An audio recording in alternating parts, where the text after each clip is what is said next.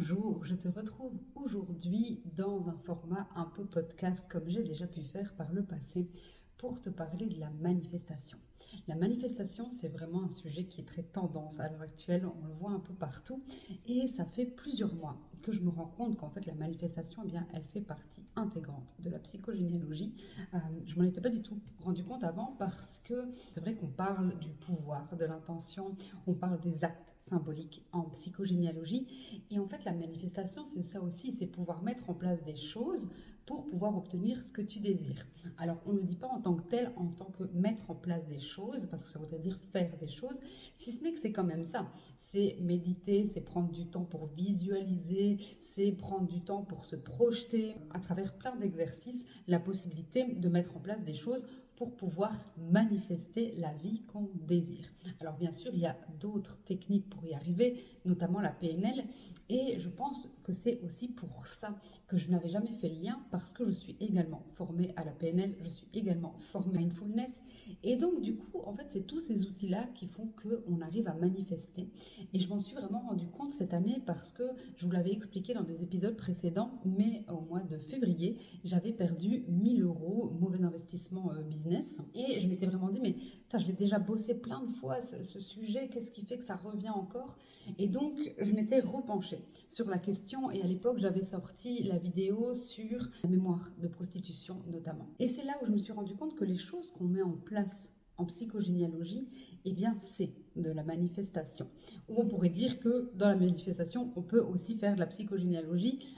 Je pense que ça va dans les deux sens. Tout ça pour vous dire que tout est complémentaire en fait. Donc c'est vrai que dans le développement personnel, il existe plein de choses et vous pouvez du coup être amené à faire plein de choses, mais c'est vraiment en fonction de ce qui résonne aujourd'hui. Pour vous donner cet exemple-là, mais la méditation, ça a toujours été très très très compliqué pour moi. Et je suis quelqu'un qui dit faites ce qui est bon pour vous. Et donc, moi, la méditation, c'est super compliqué pour moi. Franchement, je l'ai essayé, réessayé, réessayé. C'est très compliqué. C'est que ça vient, bien sûr, travailler des choses à l'intérieur de moi.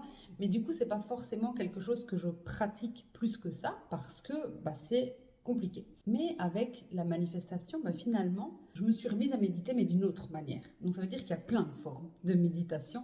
Et c'est ça aussi qui est intéressant, c'est que vous allez pouvoir venir le mettre à votre sauce. Et c'est quand vous allez venir le mettre à votre sauce que derrière, on va voir se manifester.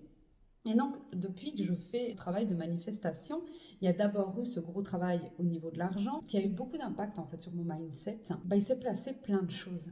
Et donc, comme je vous le dis, en 2024, moi j'ai l'impression qu'on est en 2046, c'est aussi ça. C'est qu'en fait, c'est faire des petites actions, mais pour notre être, donc c'est pas faire pour faire, c'est pas du tout l'idée, c'est faire des actions pour notre être. Et à partir de là, il y a les choses qui vont se mettre en place derrière. Donc, on pourrait dire que c'est faire intelligemment, sauf que je pense que l'intelligence, l'univers, c'est pas vraiment ça qui l'intéresse, mais c'est vraiment mettre en place des choses au quotidien. Alors, depuis, je pense que ça fait bien un an et demi, voire 2 ans, que je fais le Miracle Morning. Alors, moi, je suis quelqu'un du matin. Donc c'est vraiment quelque chose qui me correspond tout à fait. Moi, je me lève le matin, je fais mon journaling, après je pars au sport, je bois d'abord un verre d'eau. Donc j'ai vraiment ma routine du matin qui est mise en place, qui me fait beaucoup de bien à moi. À nouveau parce qu'elle me correspond, à nouveau parce que je suis quelqu'un du matin. Alors si vous ne connaissez pas les chronotypes, je vous invite vraiment à aller faire le test. Il ne dure pas très longtemps, ce test sur les chronotypes, mais c'est vraiment de se dire, oui, il y a des personnes du matin, il y a des personnes de la journée, il y a des personnes du soir. Alors je vous fais une grosse caricature. Je suis désolée pour les personnes qui sont spécialisées dans le chronotype, parce que je sais que ça va beaucoup plus loin que ça. Mais rien que ça, de se dire, je respecte qui je suis, en fait. Et à partir du moment où vous respectez qui vous êtes, ça coule beaucoup plus de sources. Ces derniers temps, on me dit aussi pas mal que je lâche prise. Alors, moi, je suis quelqu'un de très contrôlante. Je ne sais pas ce que ça veut dire lâcher prise. Je vous avais fait d'ailleurs un épisode de podcast là-dessus. Mais en tout cas, je vis les choses avec beaucoup plus de sérénité. Parce que les choses sont mises en place. Ça veut dire que on ne va pas aller lutter sur des choses envers lesquelles on n'a pas de pouvoir. Tout simplement. Donc, ça ne servirait à rien, on perdrait beaucoup d'énergie. Et j'en ai vraiment perdu beaucoup par le passé. Et en fait, à partir d'aujourd'hui, je me dis, je fais ce que je peux. Et c'est déjà très bien. Et je mets des choses en place pour moi en fonction de ce qui est good pour moi. Et donc, oui, la psychogénéalogie, clairement, pour moi, c'est la trame de fond, c'est ce qui a changé ma vie. Mais il n'y a pas que ça. Donc c'est aussi pour ça que je fais appel à des experts dans ma formation, parce que je pense qu'il y a vraiment des complémentarités qui sont super intéressantes, et c'est vraiment intéressant d'aller voir, tiens, dans ça je peux retirer ça, dans ça je peux retirer ça. C'est important de bosser sur votre psyché, sur vos croyances limitantes, sur votre mindset, peu importe comment vous l'appelez finalement, mais il y a cette partie-là. Il y a la partie corporelle. Vous êtes incorporé dans un corps humain, que vous le vouliez ou non, ça fait partie du jeu. Je l'ai longtemps, moi, oublié dans l'équation. J'ai longtemps oublié de prendre soin de mon corps, de me mettre en mouvement avec ce corps, parce qu'en fait, il fait partie de moi. Et donc, vous n'avez pas un mental, un corps, un esprit. Non, enfin, c'est pas du tout comme ça que ça fonctionne. Vous n'êtes qu'une seule personne, à moins que vous soyez dissocié et que vous ayez d'autres problèmes, mais c'est pas le sujet du jour. Mais en tout cas, vous êtes une seule personne.